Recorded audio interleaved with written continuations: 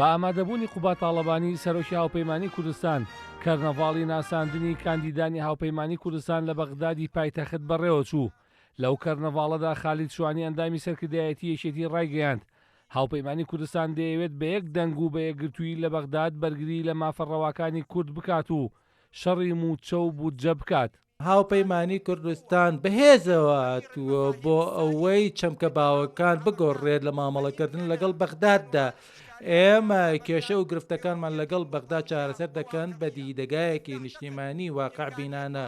لەو بڕواایەتداین توانای چاسکردنی ئەو کێشە و گیرروگرفتانە ئەگەر نیازپایکی و ڕازگۆیی و ئیرادی ڕاستەقینە لە ئارادا بێت، ئەوەش ئەو شتەیە کە بەڕێز قوبا تاڵەبانی لە کاتی دانوستانەکانی لە قۆناغی ڕابردوودا گرتیە بەر لەگەڵ پەرلەمان حکوومەتی عێراقدا و لە ئەنجامەکەشیدا ڕێکەوتنامەیەکی نیشتیمانی دروست بوو سەبارەت بە ئاڵۆترین دۆسیە کە لە نێوان حکوومەتی فدرالی حکوومەتی هەرێمدا بوو. بڕیارەکەشمان ئەوەیە بریتە لە بەجێنەهێشتنی بەغدا بۆ ئاینتر دەمێنینەوە بەڵێنەکانمان لە بەغدا جێبەجێ دەکەن و دەبینە دەنگی ئەو بۆ گزارشکردن لە بەهیوە ئاواتان. خالی شوانی ڕاشی گەیاند هاوپەیمانی کوردستان دەتوانێت لە بەغداد گۆڕانکاری گەورە بکات لە هەموو بوارەکاندا. وتیشی سیاسەتی هاوپەیمانی کوردستان لە بەغداد سیاسەتێکی لێک تێگەیشتن دەبێت. هاوپەیمانی کوردستان گرنگی بەغدا و پێگەی بەغدا لە دروستکردنی بڕیاری سەیتا باش دەزانێت و درکی پێ دەکات. هەروەها بوونی عێراقێکی دەستوری دیموکراسی خوازی پابند بوو بە دەستور وا دەکات کوردستان بەهێزتر بێت. لەبەرەوە ئێمە سیاسەتی خۆمان و هاوپەیمانی کوردستان بنیاد دەنین لەسەر بنەمای لێک تێگەیشتن و هاوکاریگرتن و هاوکاریکردن لەگەڵ بەغدا، نەک سیاسەتی ئاڵۆزکردن و ئارامی و هەروەها چاسکردن کێشەکان لەسەر بنەمای تەکامل ئاوێتە بن، نەک سیاسەتی کێشمەکێش و ململانەیە. ئەم تێڕوانینە هەڵقوڵاوی فکر و کردداری جەنابی سەرۆک مام جەلال کە سەمام ئەمانی هەموو عێراق بوون.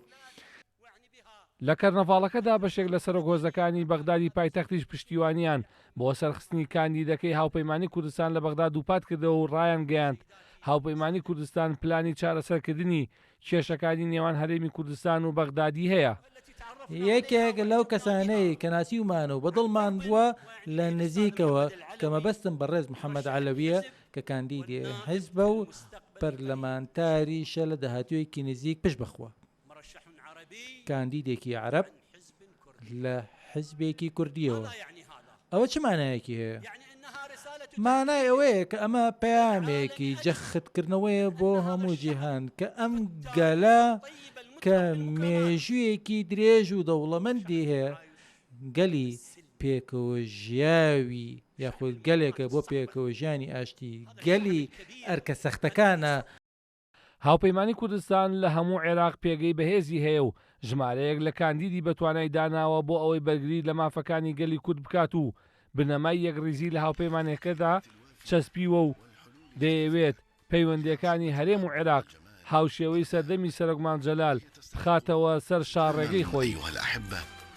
لا يسعنا إلا أن نتقدم بالشكر الجزيل لكل من حضر وأعلن تأييده ومناصرته للمرشح محمد العلوي، وهو كما عهدتموه الرجل الذي لا يدخر جهدا خدمة لوطنه ولأبناء شعبه.